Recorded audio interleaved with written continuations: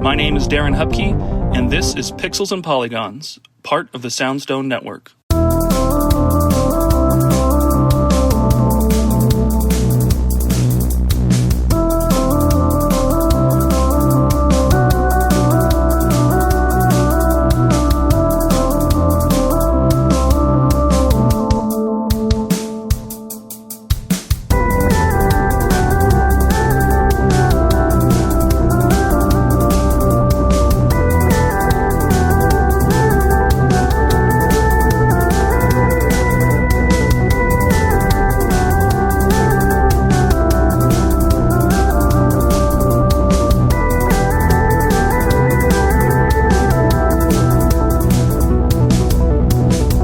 Welcome to a new episode of Pixels and Polygons. I am Darren Hupke, the host of the show. If you are a returning listener, thank you so much for coming back and checking out another episode. Hopefully this is another entertaining one for you, and I appreciate you for coming back week after week. If you are new, it's a simple pitch. I sit down with a guest each week and I ask them a video game related prompt or question, and we talk about it. It's 20 to 40 minutes or so each episode. This can stem from topics like what's a underappreciated or below average game you love that doesn't get enough attention, or what is your history with video games? When did you start playing and when did you fall in love with them? Or why do you play the games that you play? There could be a lot of different things. The conversations can go in a lot of different directions, but the point is just to have a great and thoughtful conversation that maybe sparks your own ideas or your own interests as a listener to think about your own responses and hopefully just have some fun along the way. If you like what you hear and you want to support the show, I've got a few different ways you can do that. I have links in the show notes below to everything that I do, and I'll highlight one of those in particular. 32-Bit Library is a retro gaming book series for nostalgic gamers. Each volume is a curated retrospective of games from the original PlayStation library. Every game has a written entry discussing its development and what made it special, rather than a generic review. Multiple screenshots from each game highlight key moments and refresh readers on these classic titles, and every title features a giant double-page screenshot for added visual flair. Additional essays by industry professionals provide context and history within each volume. Whether you are a die-hard PlayStation fan or want to explore the history of this generation for the first time, the goal is that you'll learn something new inside every volume. You can find links in the show notes below, or head over to pixelsandpolygons.net to buy your own physical copies, or over to patreon.com/Darren Hupke for the digital editions. With that out of the way, we can start the episode right after an ad from one of our Soundstone Network partners.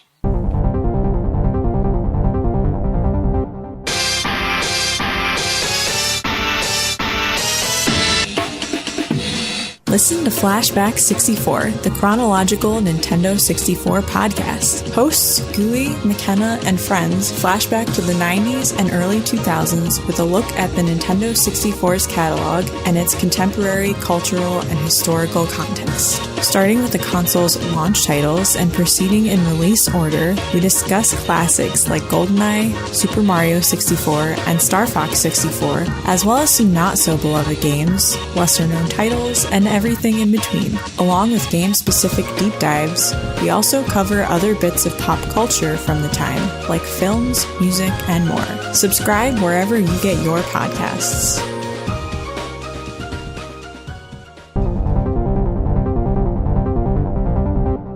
Hello, everyone. Welcome to a new episode of Pixels and Polygons, a conversational podcast about video games. I am Darren Hupke, back again for another episode for a new week. I'm also joined by a brand new guest this week. This is always fun to have somebody new, have a fresh voice, fresh perspective, and just hear new thoughts and everything. Not that my old guests are boring, but my old guests are kind of boring. So we have new exciting guests with us.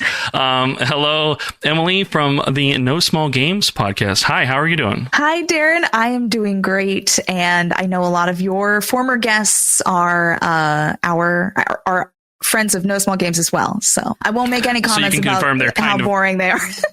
Oh, I was going to see if you would confirm for me that some of them can be kind of boring, so it's understandable. Can neither confirm nor deny. All right. Well, thank you for jumping on our show. With this being the first episode you're on, we'll record a couple episodes and everything with you. But with this being the first episode, I'd love to just give some extra time for you just to kind of tell us about you. Like maybe introduce yourself, like talk about your podcast, and just anything that maybe we'd want to know about who you are and the type of games that you play and things like that. Yeah. Oh my gosh. It's so great to be here. Thank you for having me on, Darren. So I'm one half of the hosting team of NoSmallGames. We're an indie game podcast, and we've been around now for 3 years on the dot. The show just turned 3, which is really exciting. We exclusively cover indie games, really of every like genre and style and length. But we love focusing on the narrative and kind of the experimental gameplay and cool wacky ideas that you see really explored and celebrated in indie games. So we've been doing that for a few years. We're bi-weekly. We've covered a bajillion games now, and it's just, I think, even more than like the celebration of indie games, it really is just like a gaming podcast where two friends get to sit down and chit chat and have fun and kind of squeal over the games that we love. And so that's NoSmallGames. And then I've actually been streaming on Twitch now for 5 years, which was kind of my entree into gaming content. And as we'll talk about in a little bit, really like has shaped how I play games and the kinds of games that I play now versus, what I played for the past few decades and like pre-pandemic and everything, what my gaming looked like. So it's been a really interesting journey into games, media, and content creation. Yeah, that's cool. I mean, the NoSmallGames idea, I mean, I love that. I love covering the games that deserve our attention and deserve to have like a spotlight on them, because they can, like games, it's so difficult to stand out amongst the crowd. And a large majority of people are like really just glued to that AAA space where that's what they think video games are like these big things. And the other stuff is kind of distractions in between. And maybe there's one that catches their eye that they play. But my tastes have like evolved over my life of like growing up with games and everything. I mean, I'll be 40 this year, and I've been playing since I was like 4 years old. Like there's a photo of me, of the classic photo of me holding an NES controller with my brother on a Christmas morning and everything. Oh. And so I've been playing nonstop. But I remember in the Xbox 360 era, like when that generation started everything and Xbox Live Arcade really started to roll out, like I realized like I was less and less like looking forward to like the next big game and more of just like any game that can kind of come my way. And oftentimes it was just weekly checking Xbox Live Arcade and like finding just something like funky and different and of any size and all size. And that got me into like so many different genres of things and opened my horizons. And like now, yeah, like I love like most all genres. I have like found like games that I love within them all, but like I'm always just looking to be surprised, like just those nice little developer sizzle reels where you see like stuff from like so many people, or like Nintendo Directs and things like that, when there's events where there's just like dozens of trailers just going out. Like I just love kind of catching a glimpse or just something visual that will strike me and then turn me on potentially to a brand new experience that like I'd never knew about and was just excited to play. So I love the indie game space though, so I love the coverage and I love the focus on that, so it's really cool.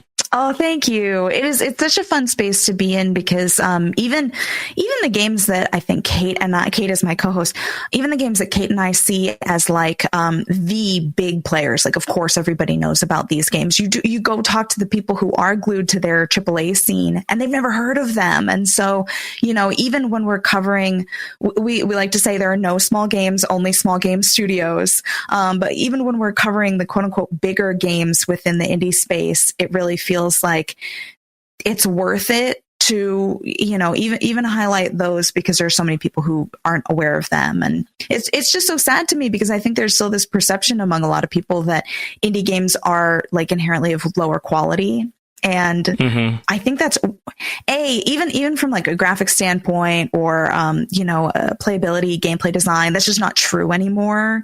But also looking at the AAA space, it's like begs the question, what's quality? What is quality? If you're looking for the same thing with a slightly different reskin or whatever every 3 to 6 years, then I guess if that's the quality you're looking for, I guess that's what you're going to get exclusively in AAA. But yeah, it's exciting to me when somebody like looks at a game, I'm trying to think of like the most minimalistic like visuals, like a Minute or Bleak Sword or Animal Well or something like that, where it's like they have like a really low resolution look to them. But like on a screenshot or something, like you might just assume like, oh, it's like a simple game. That's like a Nintendo game. That's like a kiddie game or something like that. But like if you start to play it, like it moves, it runs. It's got like interesting mechanics. Like there's always things like underneath the surface that are just as powerful and is just as interesting as any other game. It's in a package that's presented itself as like independently developed. It doesn't mean that it's smaller or less than or not as good as. And it's crazy to me to like talk to people and turn people on to those types of things, and then have them realize like, oh my gosh, now I have so many different avenues of games I can look for and have fun with. I no longer have to just wait for some boxed game that I'm, less and less places are selling them to me these days anyway. So where do I even buy my games these days? So it's just kind of fun to find people to play games of all sizes. So cool. Well, NoSmallGames, you said bi-monthly, twice a month? Bi-weekly, every other Thursday. And then we have a once a month indie game roundup where, so the every other Thursday episodes are deep dives where we go really deep into one game per episode, sometimes with a guest, sometimes just the two of us. And then once a month we have a roundup where we just like go ham, and it's very casual, and we just talk about every like new release, every demo, everything we've been playing, our backlog games. And those are really fun because it's kind of a fire hose of like, just if you're looking to discover new games, those are the episodes to like just hear about, 20 games at a time. Is there, for anybody who gets like really into it and wants to find more content of yours? I mean, you mentioned the Twitch, but is there like a Patreon? Is there anything additional that people can do to support you? Anything else that, people can be aware of for your space? First and foremost, go check out NoSmallGames.com. So we started as a podcast, but now we also publish written articles regularly as well, reviews, list articles, all that good stuff. So that's everything is on NoSmallGames.com, including links to our Patreon as well, and all the podcast platforms we're on. So, and then I'm on Blue Sky and Twitch as A Specific Egg, which is my Twitch handle. So, yeah. Okay, I'll put all those links then in the show notes. And yes, that's fun. There's a lot to dig into. So hopefully people listening, if they don't already know who you are, can go check out a lot of that stuff. Subscribe to the podcast, follow, do all the above. But okay, well, how about we get into it? You want to do an icebreaker before we get to the main topic? Love an icebreaker. Okay, let's do this one. I haven't asked this one in a while, but what is a game that you have maybe wrongly judged by its cover or its title? Like maybe something you skipped over and didn't initially like want to play or were interested in playing for whatever reason it may be, but came back to it and found, some entertainment there that maybe you were assuming wouldn't be there. Oh gosh, that's such a good question. I feel like there are lots of those games that we've covered as a podcast. We kind of switch back and forth, to bring in like games that are more Kate's style and more my style. And she has definitely picked games that have kind of surprised me and grabbed me more than I expected. I think one of those games that I've been playing recently that I was interested in, but not so much. I think I harshly judged it from its demo and its trailers, is Cairn, from the Game Bakers. It's 2026 games. It's like brand new. I've been playing it on Twitch, and it's a game about climbing, which it feels like that's a thing right now in indie games. Like there's so many games about climbing mountains and rock climbing and stuff like that. And that's kind of just what I thought I thought it was another climbing game, and it looked interesting, looked like it had interesting controls, but I wasn't like dying to pick it up. And then it came out. I got a key. I started streaming it, and I'm kind of obsessed. I can't stop thinking about it. It's got this survival element to it too, this exploration to it that makes it so fun.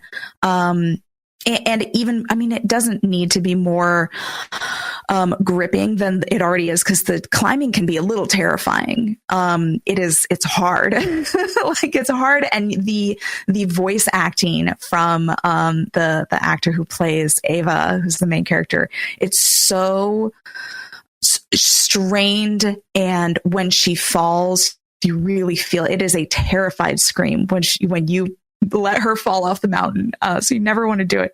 But then just the process of exploring as you go and seeing evidence of past climbers, and the narrative doesn't it doesn't like beat you over the head with story or anything. It's all these really like little interesting tidbits that you can find about her, about other people on the mountain.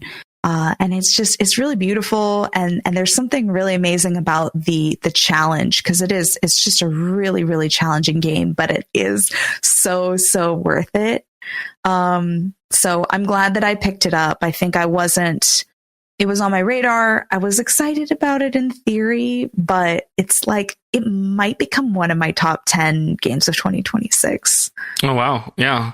I play less games each year. I play more time with games, but I play less games as I've gotten older. But Karen is one of the ones I played this year. And, I loved it. The survival aspect was the one thing that was like making me most concerned. I was like, oh my gosh, like, I want to like run out of this and have to start all over or something. I wasn't sure if it was. Then once I started, early on, I was like, well, is this going to be like roguelike? Am I expected to like die and fail and then restart and maybe keep some of these items or something? Is that what I'm expecting here? And so playing through it, obviously, I discovered exactly what it was, and I was hooked to it nonstop. I just recently finished it. I think it was last week, maybe the week before, that I actually got to the end and finished it and everything. And it was definitely is amazing. And I love the climbing is tough, and there are two control methods, I guess. So people who do want to be really specific about it, they can like individually control her limbs, but it also is smart to like intelligently just like alternate arm to leg to let you like climb freely. And it does get tense when you get a bad foothold. And like, oh, I quickly need to get my other foot into a good foothold to take the weight and pressure off of that, because you start to see her tremble and move and everything. And like the climbing is in itself like this cool puzzle of like trying to plan a route and try and go through it all. And I love one feature about that specifically is you could always like go like to like a free floating camera and see your travel or see your path that you've gone up the mountain on and everything. Once you complete the game, you can actually like load up just that map of your path from the very start to the very end. So I just did the camera and flew through that my entire route through the entire game, and I could not believe how long it was and where I went and everything. And after I got all the way to the end of just like following along the path that I did, that unlocked a trophy. I mean, it was encouraged, I guess, for players to revisit just like the floating camera system to like watch their path go through and everything. So I thought that was kind of neat. But I loved that game. I definitely was nervous about it. I knew I wanted to play it when they announced it last year, and there was a demo. That was one of the few that I actually downloaded the demo for. Usually I'll just wait and patiently. I've got plenty of things to do, but that one I played the demo for and was like into it. So I'm very happy that it surprised me positively as well this year. So that's a fun one. Yeah, I was really impressed by the intuitiveness of the climbing controls. I was a little scared, upon seeing the trailer, that it was going to be like Octodad, but like serious, and you were going to have to really like micromanage all of her limbs. So I love how that they implemented that system. I think it makes it a lot more approachable for folks. Octodad is also a fun game. Oh yeah, I love that game. One of my favorites, but I don't want to be Octodad climbing up a enormous mountain. Yeah.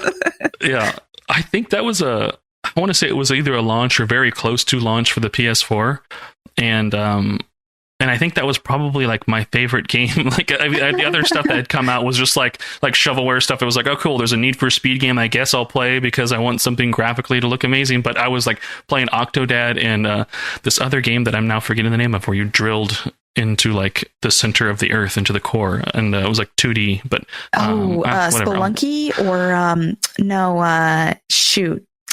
SteamWorld Dig.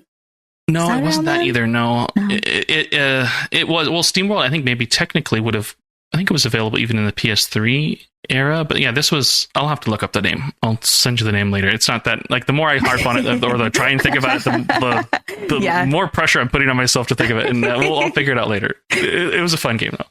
Nice. But okay, well, let's get into the main topic then. You picked a question that is, I refreshed my question list. I tried to come up with some kind of new or different ones and everything. So this is part of my quote unquote season 3, era. Whatever you want to call it, for my show. So I do like this question, but this one is more of just, hearing like a personal story and like, the belief and reasons and things that kind of drive you with games. But the question is, how do you play your games? So how do you play your games? Easy or the hardest challenge? Like, what does really difficulty even mean to you? Mm-hmm. And do you have some like proud gaming achievements or accomplishments kind of related to that at all? But just really, let's just start the conversation there. It's like, how do you play your games? How do you see yourself as someone who plays games? Yeah, so I found this question so interesting because as part of the end of our third year on the podcast, Kate and I sat down and kind of reflected on how we've changed as gamers since starting the podcast. And I think even going back just a couple more years since starting on Twitch, how I play games has changed so dramatically, which is really interesting. So in terms of like the difficulty level, I think I've always done this, but now I do it with intention. I always go with whatever is sort of recommended by the developer as like the intended experience, not because I always think that that's like the best experience for every player. But I'm really curious to see what developers see as the middle of the road. What is average? What is median? Or what is the best experience for the game that they made?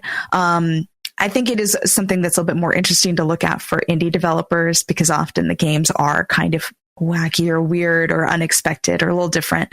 But I really like to go with whatever medium is and see and like, gauge, okay, if I have to increase or decrease the difficulty, like, did they hit the mark in my mind of what is going to be approachable to, I guess, the average player? So that's kind of like my go-to. It's more of an experiment than a preferred, challenge level, if that makes sense. No, it does. Like, I mean, like, to me, like in my mind, like, I feel the developers probably spend their most time balancing out that, like that average, that, quote unquote, normal or medium difficulty. And so, like, I mean, not to say that's like the better route by default or anything, but like I typically will always try and stick to that as well too. Mm-hmm. I remember as a kid, I would maybe put games on easy, or like if I'm playing in a fighting game or something like that, I would when I was younger, it was not a problem to me at all. I was like, no, I want to put it on easy. That way I can like, see everything or do everything or something like that. Or maybe it was because some games were rentals or something like that. But I have done that on like a handful of times, like playing through a game and like wanting to make sure I see it through and realizing like, okay, I'm hitting a wall here. Like, let me just bump the difficulty down, and that will help me maybe like cruise through this a little bit faster, or make sure that I see the end instead of maybe just getting to a point where I'm like, okay, I guess I won't finish this game at all, period, because I'm hitting some type of like frustration or balance issue or something like that I found. But most of the time, like, I do enjoy like that average pace as well. I've never been the type of person to do like the insane difficulty modes or like the one hit kill modes or anything like that at all. Like, as much as I've maybe felt like I've mastered games or I've gotten good at games, like that's never been something that like I've wanted to challenge myself to do. Like a handful of times I've done some harder difficulty things just to like, because I maybe have really, really, really loved a game and wanted like a second wind of it or something. But like, it is few and far between that I ever do that. Like, are you someone who does like go back or double back to try things on that harder difficulty, or you like just to stick right in that like sweet spot in that pocket of that comfort zone there? I think I'm the same as you in terms of like, if I really love a game, and there are a couple games that I really love and have gone back and up the difficulty level. And I feel very proud of myself for the games where I've been able to succeed at doing that. But for the most part, I rarely go back. I rarely toggle. Kind of the same boat. Like if I really need to finish a game, I'll toggle down the difficulty. And then I make a note in my mind of like, okay, was it a good experience? If I had just as much, if not more fun at a lower difficulty, then how are other players going to feel about the sort of recommended experience, in a game? On the flip side, sometimes it's interesting to see what developers consider to be like a more approachable experience. My personal take is that the easier difficulty should make things more approachable while delivering a really similar experience. A game that comes to mind that I felt like did not do that is Crow Country, which I played on the middle of the road mode. But I found out from friends that their easy mode it actually removes all the monsters. It's a survival horror game. So there are monsters you're fighting or trying to sneak past or whatever. And the easy mode just completely removes them wholesale from the game. So there's no threat anymore. And I felt like, oh shoot, it's an incredible game. For me, it was one of my favorites of 2024, but I felt like the easy mode didn't deliver an equivalent experience, for players who wanted just an easier time. Yeah, I do like that developers have been doing that lately with like a narrative mode where it's like, hey, we're really going to tail or scale this back for you. And I think because there's a whole new wave of people who are interested in some of these games or some of these genres that maybe not be like have the skill maybe to like make it through and play it, but they still are like interested enough to want to see that like the story and the narrative side of it through. So I do enjoy that, like that's an option for players, but like I think that the easy difficulty should still have some difficulty to it. Like you shouldn't maybe like completely like remove any obstacle or challenge. It should just maybe, hey, it's more forgiving with some combat encounters, or maybe you can take a few more hits and they need a few less hits to get through, but like still allow the player to play the essence and core of the game, unless it's one of those like narrative modes where it's like, hey, we understand you're here for the story, so yes, let's guide you through this and let you experience the story without the stress of that necessarily. But yeah, it's interesting how games have evolved in that way, like today and everything. Yeah. And it makes me happy that I think a lot of people are normalizing like playing on easy or playing on, with different settings, modified, because we're here to have fun ultimately, right? Yeah, it should be entertainment. So let's just stick to it for the entertainment reasons. But that's fun. Are there so kind of a further elaborate on that question then, like do you have like some proud like gaming achievements you've accomplished from like a challenging game? Is there a game where you did decide to like bump up that difficulty and take on an extra challenge that you remember and that was memorable to you? Yeah, my proudest achievement in gaming, and it's also, if you go to my Steam profile, it's like the rarest achievements that I have are for Bit Trip Runner, which is a 2011 game, I want to say. Yeah. It's a runner game. It's like a rhythm based platformer, really like low poly graphics, but music, in part from Anamanaguchi. So the music is incredible, and it looks very simple, but it gets brutally hard. So I've beat it on every difficulty, including perfect, which means you can't miss a single collectible in a level. And that took me a long, long time of practice, and effort. And, I'm very proud of it. It's one of my favorite games ever. So that's my little badge of honor in gaming. No, that's a fun one. I loved that game. I'm a big fan of like rhythm games as well. So like that, like fused, like it's when you get into the flow state of being like good at that game, you realize like all the jumps and movements are like based in rhythm to like the level and stage. It's not just like random. If you're just like looking to try and respond to it, you could almost just intuitively like feel the rhythm to like hit, jump or slide or whatever it may be to like appropriately get through the stage and everything. And that's a fun game. Yeah. Yeah. Everybody should check it out. Have you played? Yes. Oh, for sure. There was like a collection with it and a bunch of the other BitTrip games all together in one. So like they're all are different genres and different impacts and everything. And there was a sequel that was had a 3D look to it and everything too, that has similar charm, but just kind of like a fresh coat of paint type of thing. But have you played the skateboarding game Ollie Ollie? Have you ever given that a shot? No, but that's one that's been on my kind of wish list for a long time. Yeah. That is a very bit trip runner like coded for me. Like because it's like when you do a trick, you can like perfectly land your grind or perfectly land the trick, on the flat land by like pressing the button at the right time. And so there's like this rhythm to it, and it's not about like stylishly getting like a high score or anything. There are challenges to like, perfectly land like every trick through an entire run, which is like something I've done. It's a big like, proud moment for me as well, like stringing through that perfectly through a level. But it felt very much like Bit Trip Runner to me, of like getting in that mindset of having that rhythm of being able to kind of like see what's coming up ahead, not necessarily have to react to it, because that if you follow this like line, you're going to be like you're going to be a good spot. Just kind of perfectly time that all and play it all out. And it's 2D, it's side scrolling, so it's just not locked to like any extra challenge of like 3D movement or anything as well too. So it is that's a huge recommendation. If you like Bit Trip Runner, like maybe that's one that will scratch that same itch. So go check that one out for sure. Hell yeah, bumping that further up my list. I felt similarly about Sayonara Wild Hearts a little bit too, which is also a music based kind of rhythm game. Doesn't have that kind of perfect element where you can walk away feeling like I did this 100% perfectly, but it does have scaling like very, very challenging modes. So, and just the best music. So good. I have not played that one yet. That is also on my list of like ones that I know I want to get to one day, but I have yet to play that as well. So maybe I should bump that up my list then. Yeah.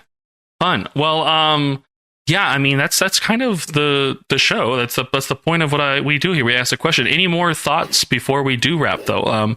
Anything else you could thought of about like difficulty and what it means to you, or how you're playing your games and all that stuff before we do wrap? Yeah, I think the main thing actually that has changed a lot since I started content creation around gaming is that I'm no longer exclusively the like TV show in the background while I'm playing a game type person, which has historically, pre-pandemic, pre-content creation, all that stuff was how I played games. I played a lot of like ARPGs and management sims, would like turn the sound all the way down on the game, throw on a TV show and just kind of go to town. And it's been really nice. Like my gaming has become a lot more oriented now that I get to share games with my chat.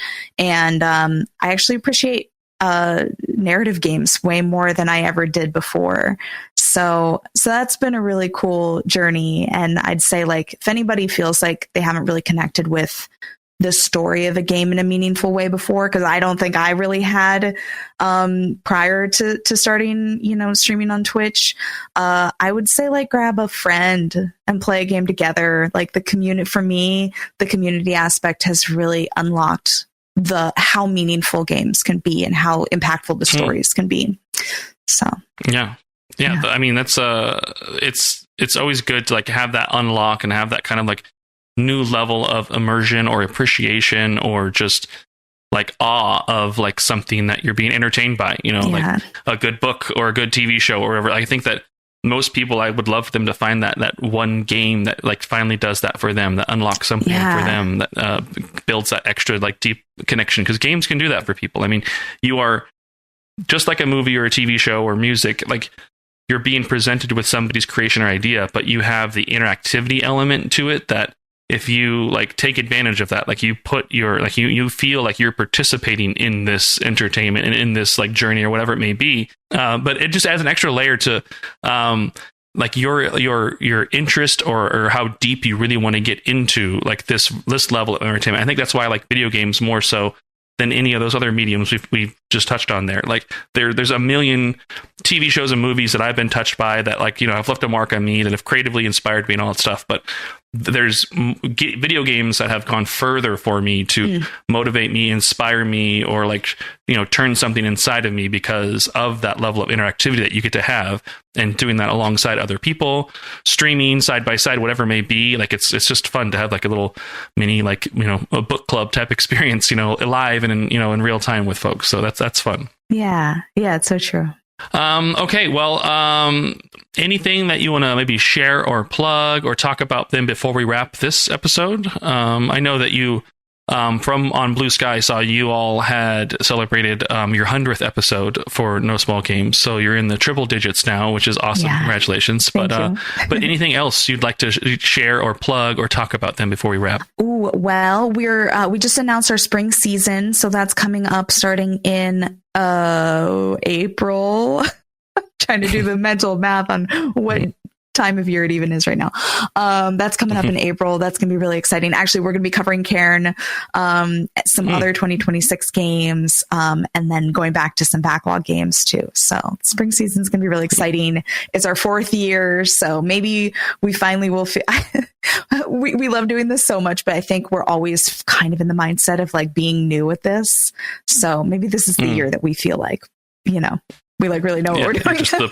You're just the professionals. This is just the thing you're producing, and this is, completely normal. Yeah. That's fun. Well, I will put the links to the Twitch and to the show and the website and everything in the show notes below. So if anybody wants to check that out, it makes it really easy for you to just click right down below on whatever you're listening to. But otherwise, that's it for this week. Thank you again, Emily, for joining.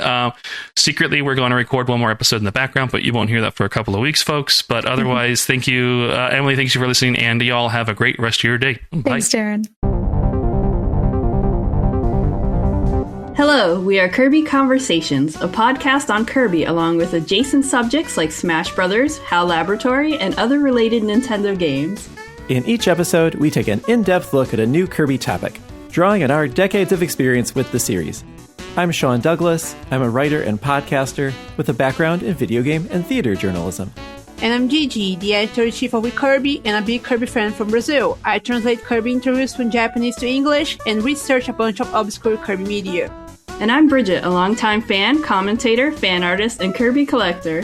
Join us for a mix of commentary and original reporting, deep dives into Kirby history, interviews with industry professionals, and more, as together we explore all things Kirby and HAL Laboratory. We're a proud part of the Soundstone Podcast Network, and you can find Kirby Conversations on Apple, Spotify, or wherever you listen to podcasts.